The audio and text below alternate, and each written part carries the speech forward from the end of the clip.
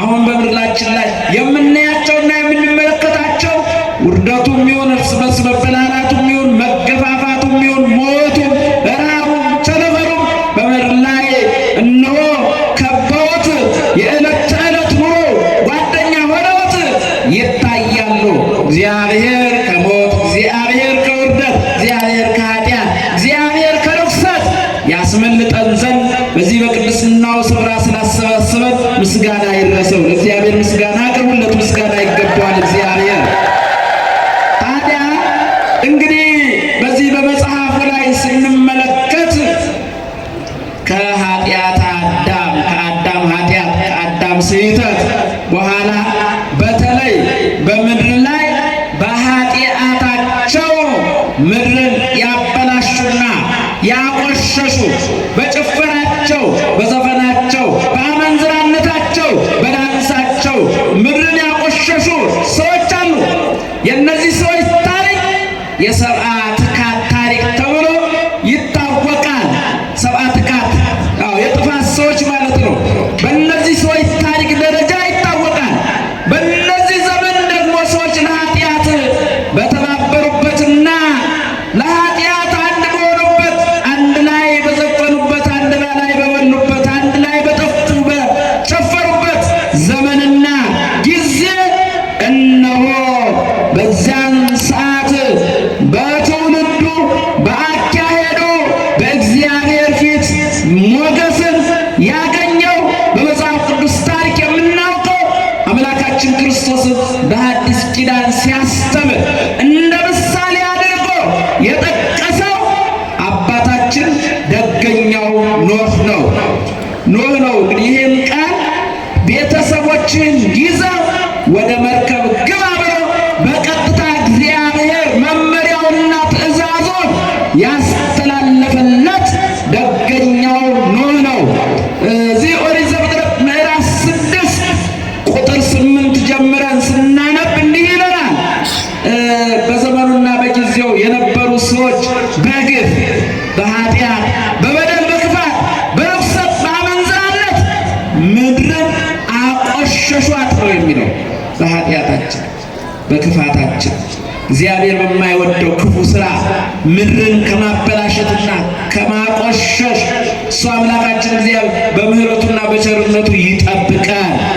ዓለም አሁን በእንዲህ አይነት በኖህ ዘመን እንደነበሩ ሰዎች አይነት በሚደረገው ኃጢአትና ክፋት እየቆሸሸች ነው። የተወደዳችሁ የእግዚአብሔር ቤተሰቦች እየተበላሸች ነው ምድር ከሰዎች ግፍ የተነሳ እነሆ ተበላሽታለች፣ ቆሽሻለች።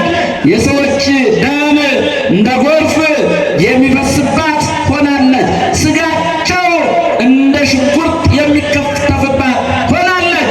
እነሆ ሰውነታቸው እንደ ሜዳ እንደ ቆሻሻ የሚቃጠልበት ሆናለች። ከዚህ በደልና ግፍ የተነሳ ከዚህ እነሆ የተወደዳቸው እግዚአብሔር ደስ ከሚያሰኝ ግፍና መከራ የተነሳ ምድር በእኛ ክፋት፣ ኃጢአት፣ በደል የእግዚአብሔር ምሕረቱ ያይደለ ቅጣቱ እንዳይደርስባት እንደ ኃጢአታችን ብዛት እንደ ሰውነታችን ክፋት ያይደለ እንደ ምሕረቱ እንደ ቸርነቱ ሱሉል አምላካችን እግዚአብሔር ሁላችንንም ይቅር በለን በሉት። ሁላችሁም በእውነት እግዚአብሔርን ይቅርታ መጠየቅ ያስፈልጋል። እግዚአብሔር ምድር በውሃ ላይ አጽንቶ ዘርግቶ ሲያኖረን እኛ በቅድስና እንድንኖርባት ነው። በምስጋና እንድንኖርባት ነው። በክብር እንድንኖርባት ነው። እንድንገፋፋባት አይደለም፣ እንድንበላላባት አይደለም፣ እንድንተፋፋባት አይደለም። የተወደዳቸው በቅድስና እንድንኖርባት፣ በህብረት እንድንኖርባት፣ በፍቅር እንድንኖርባት ነው። ስለዚህ መጽሐፉን ስንመለከተው በወቅቱ ከነበሩ ሰዎች ግፍና በደል የተነሳ ምድር እነሆ በርኩሰት በኃጢአት ተሞላች። ሰዎች ለኃጢአት ተባበሩ። ለምን ተባበሩ? ለኃጢአት፣ ለዝሙት፣ ለርኩሰት ተባበሩ። ለጽድቅ አይደለም። እግዚአብሔር ደስ የሚያሰኘውን ስራ ለመስራት አይደለም፣ ለክፋት ተባበሩ ይላል። ታዲያ በዚህ ሰዓት ደገኛው ኖህ በእግዚአብሔር ፊት ሞገስን አገኘ። ምንን አገኘ? እንደ ኖህ በፊቱ ሞገስን የሰጠን አምላካችን እግዚአብሔር ምስጋና ይድረሰው። ምስጋና ይገባው። ምእመናን ሞገስን ሰጥቶናል። ሞገስ ባለሟልነት ነው። ሞገስ ልጅነት ነው። ሞገስ እንደዚህ በሆነ በምሕረቱ አደባባይ ተገኝቶ ማመስገን ነው። ጥንተ ተፈጥሮን ጠብቆ ለምስጋና መሰለፍ፣ ለምስጋና በቤተ መቅደሱ መውጣት መግባት፣ በእግዚአብሔር ፊት ምንን ማግኘት ነው? ሞገስን ማግኘት ነው። እግዚአብሔርን መፍራት ገንዘብ አድርጎ እግዚአብሔርን እያመለኩ መኖር በእግዚአብሔር ፊት ሞገስን ማግኘት ነው። ይሄ ሞገስ የሌላቸው፣ ይሄን ሞገስ ያጡ፣ ይሄን ባለሟልነት ያጡ፣ ከፈሪሃ እግዚአብሔር የራቁ፣ ለኃጢአት የተባበሩ፣ ለክህደት የተባበሩ፣ እግዚአብሔር የለሾች ሆኑ። በዘመናችንና በጊዜያችን በዘመኑ ስልጣኔ የተወሰዱ፣ የተበሉ፣ የቆሸሹ፣ የረከሱ ብዙዎች ናቸው። እኛ ምንም እንኳን እንደ ሀገር ስጋዊው አኗኗር ቢያጎሳቆለንም ዝቅ ቢያደርገንም የተወደዳችሁ እግዚአብሔር ቤተሰቦች የእግዚአብሔር ልጆች ስለሆነ ሀብተ ወልድና ስላለን ስመ ክርስትና ስላለን እግዚአብሔርን አመልከን ስለምንኖር እግዚአብሔርን አመስግነን ስለምንኖር እንደ አባታችን እንደ ኖህ በእግዚአብሔር ፊት ሞገስ አለን። በእግዚአብሔር ፊት በሉ እስቲ ሞገስ አለን። ምን አለ? ሞገስ አለን። ባለሟልነት አለን። ደግሞ የሚጠብቀን ፍጻሜያችንም ይኸው ነው። እስካሁን ጉዳይ ብዙም አያስጨንቃችሁ፣ አታስቡት። ዘላለም መኖሪያ ስላልሆነ ዘላለም የምንኖርበት ተተክለን የምንኖርበት ተስፋ አድርገን የምንኖርበት ዓለም አይደለም። ተስፋ አድርገን የምንኖረው ዓለም አለን። ለዚህ ደግሞ ትልቁ እዚሁ ምድር ላይ ሳለን በእግዚአብሔር ፊት እንደ ኖህ ባለሟል፣ ባለሞገስ፣ ባለልጅነት፣ ባለክብር መሆን ይሄ የማይገኝ ስጦታ ነው። ስለዚህ ኖህ ግን በእግዚአብሔር ፊት ሞገስን አገኘ። በእግዚአብሔር ፊት ኖህ የኖህ ትውልዱ እንዲህ ነበረ ካለ በኋላ ኖህም በእግዚአብሔር ፊት ጻድቅ ሰው ነበር ነው የሚለው። በማን ፊት ጻድቅ ሰው ነበር? በእግዚአብሔር ፊት ጻድቅ ሰው ነበር። አዎ ደጎች፣ ጻድቃን፣ ትሑታን፣ የፍቅር ሰዎች፣ የአምልኮት ሰዎች ሆነን ስንመላለስ እግዚአብሔር ያየናል። ኃጢአተኞችም ስንሆን እግዚአብሔር ያየናል። ክፉዎችም ስንሆን እግዚአብሔር ያየናል። ደጎችም ስንሆን እግዚአብሔር ያየናል። እግዚአብሔር ይመስለናል። እግዚአብሔር ይመለከተናል። ስለዚህ በሰው ዘንድ አይደለም በእግዚአብሔር ፊት ጻድቃን ሆነን እንገኝ ዘንድ ምሕረቱን ቸርነቱን ያብዛልን። ምእመናን በማን ፊት ጻድቅ መሆን? በእግዚአብሔር ፊት ጻድቅ መሆን፣ በእግዚአብሔር ፊት ትሑት መሆን፣ በእግዚአብሔር ፊት እውነተኛ መሆን፣ በእግዚአብሔር ፊት የተወደዳቸው እግዚአብሔር ቤተሰቦች የእግዚአብሔር ሰው ሆኖ መገኘት፣ በእግዚአብሔር ፊት ጻድቅ ሰው፣ ፍጹም ሰው፣ ከኃጢአት የራቀ ሰዎች ወቅቱ የነበሩ ሰዎች ያደርጉት የነበረውን ኃጢአት ያላደረገ ደግ ሰው ሆኖ ተገኘ። ስለዚህ በቀጥታ ወቅቱ በነበሩ ሰዎች ላይ ያደርግ ዘንድ ያለውን እግዚአብሔር ሳይሸሽግና ሳይደብቅ ለኖህ ነገረው። አንተ እስከ ቤተሰብ የምትድንበትን መርከብ አዘጋጃ ነው። አሰራሯን ነገረው ነው የሚለው። ኖህም የእግዚአብሔርን ቃል እግዚአብሔርን ትእዛዝ በመስማትና በማዳመጥ ሸሽቶ ያመልጥባት ዘንድ ገብቶ ይድንባት ዘንድ የሚድንበትን መርከብ ቅዱሳን መላእክቱ እየረዱት እያዘጋጁት እነሆ ማዘጋጀት ጀመረ ይላል። ወቅቱ የነበሩ ሰዎች አዩት፣ ተመለከቱት። ምን እያደረግክ ነው አሉት። እግዚአብሔር ከሰዎች በደልና ኃጢአት፣ ክፋት፣ ርኩሰት የተነሳ ምድር ስለተበላሸች ስለቆሸሸች ያበላሿትን ሰዎችና ምድሪቱን ላጠፋ ነውና የምትድንበት መርከብ ስራ ብሎኝ እሰራለሁ አለ። አዩት፣ ተዘባበቱበት ነው የሚለው። አንተ ድሮም ስራ ከሰዎች ጋር አይገጥምም፣ ለራስህ የምትድንበትን አዘጋጅ። አዎ እኛ ግን እንበላለን አሉ፣ እኛ ግን እንጨፍራለን፣ እኛ ግን እንዘላለን፣ እኛ ግን እንደንሳለን፣ ገና ጊዜ አለን አሉ። በምን ያህል ዘመን ነው ብለው ሲጠይቁ በ120 ዘመን ብሏቸው ነበረና የለም 120 ዘመን 120 ዘመን እንጨፍርባታለን። ከቃሉ ጋር ናችሁ ምእመናን። ለኃጢአት ቀጠሮ አትያዙ። ለኃጢአት ቀጠሮ መያዝ አያስፈልግም። ንስሐ ለመግባት ነው ቀጠሮ መያዝ፣ ቶሎ ወደ ንስሐ መመለስ። የጽድቅ ቀጠሮ፣ የቅድስና ቀጠሮ፣ ቃሉን ለመስማት ቀጠሮ፣ ይሄ አስፈላጊ ነው። የኃጢአት ቀጠሮ ግን ለኃጢአት ጊዜ መስጠት ግን አግባብ አይደለም። ምክንያቱም የእኛ ሕይወት በእግዚአብሔር ዘንድ ምን ያለ ነው? የተያዘ ነው፣ የተገደበ ነው። ስለዚህ በተሰጠን ጊዜና ገደብ ልንጠቀምበት ይገባል። ንስሐ ልንገባበት ይገባል። ሥጋውን ልንበላበት፣ ደሙን ልንጠጣበት፣ የጽድቅ ሥራ ልንሰራበት ይገባል እንጂ ከፋፍለን ማስቀመጥ የለብንም። ብዙውን ጊዜ በቅድስት ኦርቶዶክሳዊት ተዋሕዶ ቤተክርስቲያን አማኞች ዘንድ ክርስትናው አለን፣ እውነት ነው። ከክርስትናው ጋር ምግባሩም ይነገረናል፣ እውነት ነው። በቅድስት ኦርቶዶክሳዊት ተዋሕዶ ቤተክርስቲያን እያንዳንዳችን የንስሐ አባት አለን። ምን አለን? የንስሐ አባት አለን።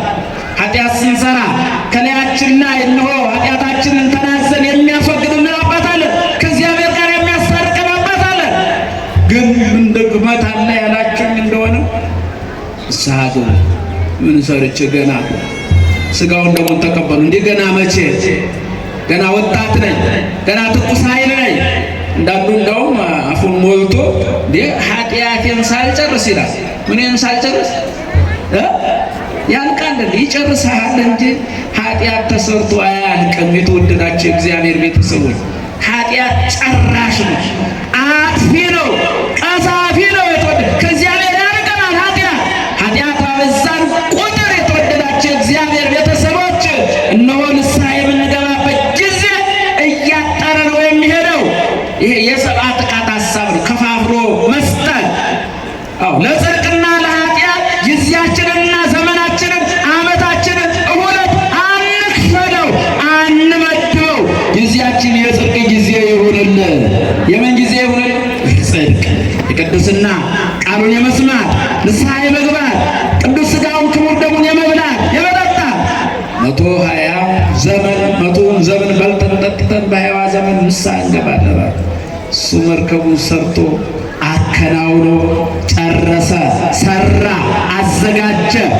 እንኳንስ ለቤተሰቡ ይቅርና በምድር ላይ ላሉ እንስሳትም ይተርፍ ዘንድ እነሆ መርከቡን አዘጋጀ ነው የሚለው፣ ሰራ ነው የሚለው። እንደማ ትእዛዝ እንደ እግዚአብሔር ትእዛዝ አዘጋጅ እንዳለው፣ ስራ እንዳለው አዘጋጀ ነው የሚለው። የቅድስት ኦርቶዶክሳዊት ተዋሕዶ ቤተክርስቲያን ልጆች የምንልበትን መርከብ ከገቡ መውጣት ካገኙ ማጣት የሌለባት ገነት መንግሥተ ሰማያትን የምናዘጋጅበት መርከብ ዛሬ ነው። ከዛሬውም ደግሞ አሁን ነው። መቼ ነው አልኳችሁ? መቼ ነው የምንልበት መርከብ የምናዘጋጀው? መቼ ነው? አሁን ነው። እንመጣለን ወደ ስልኳኔው። ይሄ ታሪኩ ነው። ወደ ምስጢሩ እንመጣለን። የምንልበት መርከብ ምንድን ነው ወደሚለው እንመጣለን። ማዘጋጃ ጊዜው ግን መቼ ነው ስንል አሁን ነው። ጊዜ የሚሰጠው ጉዳይ አይደለም። ሰዓት የሚሰጠው ጉዳይ አይደለም። በተለይም እኔና እናንተ አሁን ያለንበት ዘመን አስቀድሞ ነቢያት በትንቢታቸው፣ ሐዋርያት በመልእክታቸው፣ ቅዱሳን አበው በራእያቸው፣ እሱ ባለቤቱ በወንጌሉ በቃሉ የተናገረው የመጨረሻው አስቸጋሪው አስጨናቂ ዘመን የሚባለው የዘመን ነው። ይህንን አስጨናቂ ዘመን እንዴት እንለፈው ስንል የምንድንበትን መርከብ በማዘጋጀት እንደ ኖህ በመታዘዝ ሕጉንና ትእዛዙን በመጠበቅ ጽድቅን በመስራት ኃጢአትን በመጸየፍ ከኃጢአት ስራ ጋር ከክፋት ስራ ጋር ከእግዚአብሔር የለሾች ጋር ባለመተባበር ይህን ዘመን እናልፈው ዘንድ ያስፈልጋል። ይህን አስጨናቂ ዘመን እናልፈው ዘንድ እግዚአብሔር ኃይሉን፣ እግዚአብሔር ብርታቱን፣ እግዚአብሔር ማሸነፉን ውሉደ ጥምቀት ለተሰኘ ነው ለቅድስት ኦርቶዶክሳዊት ተዋሕዶ ቤተክርስቲያን ልጆች ልዑል አምላካችን እግዚአብሔር ያድለን።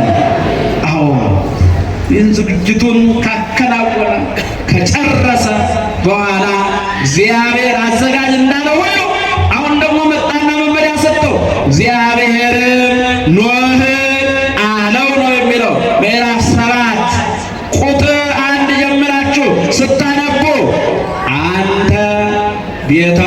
ቤተሰቦችን ይዘ ወዴት ግባ ነው? ወዴት ግባ ነው? ወደ አዘጋጀው መርከብ ግባ አለው ነው የሚለው። እርሱም ቤተሰቦቹን ይዞ ወደ መርከቢቱ ገባ።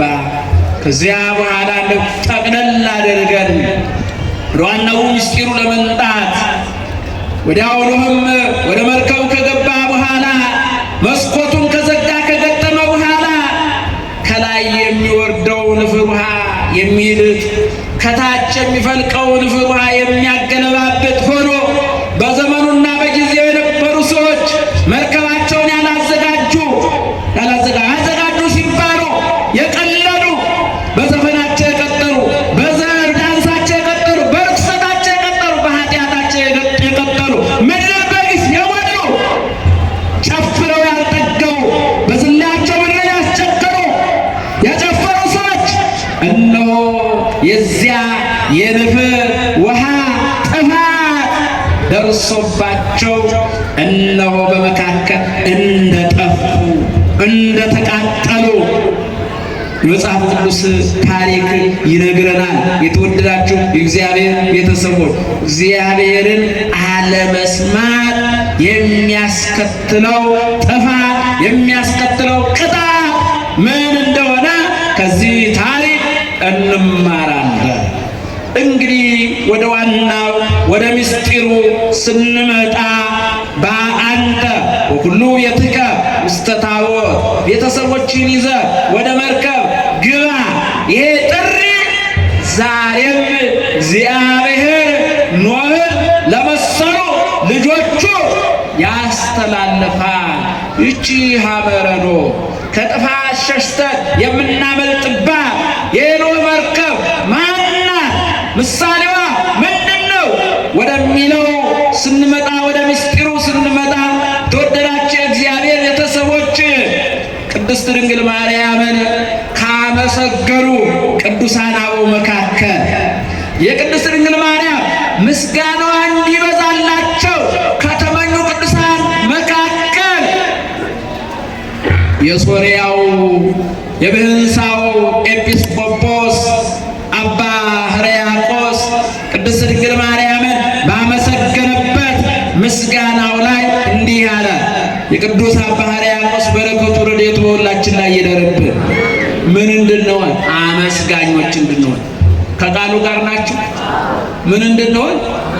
አመስጋኞች እንድንሆን፣ እግዚአብሔርን እንድናመሰግን፣ ቅድስት ድንግል ማርያምንም እንድናመሰግናት። ምስጋና የሚገባት እናት ስለሆነች ድንግል ማርያም ምስጋና ይገባታል። አመስግኗት እስቲ ሁላችሁ። ምስጋና ይገባታል ድንግል ማርያም። አዎ የቅድስት ድንግል ልክ እንደ ቅዱስ ኤፍሬም የቅድስት ድንግል ማርያም ምስጋናዋ በስቶልኝ እንደ ምግብ ተመግቤው እንደ ልብስ ለብሼው እንደ መጎናጸፊያ ተጎናጸፊው ብለው ከሚመኙ ቅዱሳን መካከል አንደኛው አባ ሕርያቆስ ነበር። በዘመናችንና በጊዜያችን እንዳለው ትውልድ አይደለም። እንደምትሰሙት ነው የጊዜው ትውልድ የድንግል ማርያም ምስጋና በዛ ይላቸዋል። የማ ምስጋና በዛ ምስጋናዋ እንደው ወደ ምሕረቱን ያዘው ኢየሱስን ሸፈነው። የሚገርም እኮ ነገር ነው። አትሮኑስ ናት ቅድስት ድንግል ማርያም የእርሱ አትሮኑስ ናት። አትሮኑስ ማለት ይሄ የምታዩት የምታዩት ቅዱስ መጽሐፍ የሚቀመጥበት የሚነበብበት አትሮኑስ ይባላል። መጽሐፉን የሚሸከመው መገለጫው ናት ድንግል ማርያም። አትሮኑስ ናት ድንግል ማርያም። መሰበኪያው ናት ቅድስት ድንግል ማርያም። የተወደዳችሁ የእግዚአብሔር ቤተሰቦች ስለ እሷ ቃል ኪዳን ስናነሳ ስለ እሷ ቅድስና ድንግልና ስናነሳ የእግዚአብሔርን ድንቅ ስራ ነው የምናነሳው። የእግዚአብሔርን ድንቅ ስራ ነው የምንገልጠው። ስለዚህ ታቦት እንተ ኖህ በዘባቲ ድኅነ እማይአይ ኖህ ከጥፋት ውሃ የዳነብሽ ከማየ ድምሳሴው ከጥፋት ውሃ የዳነብሽ የኖህ መርከብ አንቺ ነሽ ብሎ የብህንሳው ኤጲስቆጶስ ቅድስት ድንግል ማርያምን አመስግኗታል። እኛም በቅዱስ ኤፍሬምና በቅዱስ አባ ሕርያቆስ በእነ አባ ጊዮርጊስ ዘጋስጫ መንፈስ ሆነን ድንግል ማርያምን ከፍ አድርገን እናመሰግናታለን። እስኪ እናመስግናት ሁላችንም። ከምስጋና ይነሳት ኖህ ከጥፋቷ የዳነባት መርከብ አንቺ ነሽ እንግዲህ ቅዱስ ጴጥሮስ በዚህ በአንደኛ መልእክቱ ምዕራፍ 1 ቁጥር 10 ላይ እንዲህ ይላል። ከኋላ ጀምሮ ከአዳም ጀምሮ አመጣጧ አይቶ ተመልክቶ በመልእክቱ ላይ ጠቅለል አድርጎ ሲናገር ይእትዬ መድኃኒት እንተ ሐሰስዋ ወእድዋ ነቢያት እለተነበዩ በእንተ ክብርነ ከሞት ወደ ሕይወት ከሐሳት ወደ ክብር ከጨለማ ወደ ብርሃን ከሐዘን ወደ ደስታ ከድካም ወደ ኃይል የተመለስንባት ነቢያት በትንቢት የፈለጓት ነቢያት በምን የፈለጓት? በትንቢት የፈለጓት የሿት የመረመሯት ከአዳም ጀምሮ ያለው አመጣጧ መድኃኒትነቷ እናትነቷ ቅድስና የፈለጓት የሿት ፈልገው ያገኛል። ይህቺ መድኃኒት ይቺ መድኃኒት ናት ነው የሚል። ይቺ ምንድን ናት? ይቺ ምንድን ናት? መድኃኒት ናት። ምክንያተ ድህነት የድህነት ምክንያት መድኃኒት መድኃኒትን ያስገኘች መድኃኒት ምንን ያስገኘች? መድኃኒትን ያስገኘች መድኃኒት ቅድስተ ቅዱሳን ንጽሕተ ንጹሐን ቅድስት ድንግል ማርያም ናት። ክብር ምስጋና ይድረሳት። መድኃኒት ያስገኘች መድኃኒት። ስለዚህ ታቦት እንተኖ በዘባቲ ድህነ እማየ አይ ኖ ከጥፋት የዳነባት የኖ መርከብ አንቺ ነሽ አለ። ስለዚህ ዛሬ በ40ና በ80 ቀን ሀብተ ወልድና ስመ ክርስትና ለተቀበሉ በእግዚአብሔር ፊት ሞገስ ላላቸው ቅድስና ላላቸው አካሄዳቸው ከእግዚአብሔር ጋር ላደረጉ ራሱ ባለቤቱ እግዚአብሔር ቤተሰብህን ይዘህ ወደ መርከብ ግባ ይላል እግዚአብሔር ዛሬ። ወደ ቃል ኪዳኗ ግባ ይላል እግዚአብሔር ዛሬ። ወደ ምልጃዋ ግባ ይላል። ወደ እናትነቷ ግባ ይላል። ከመርከብ ውጭ የሆኑ ደግሞ ጥፋትን ያወራሉ፣ ክህደትን ይናገራሉ፣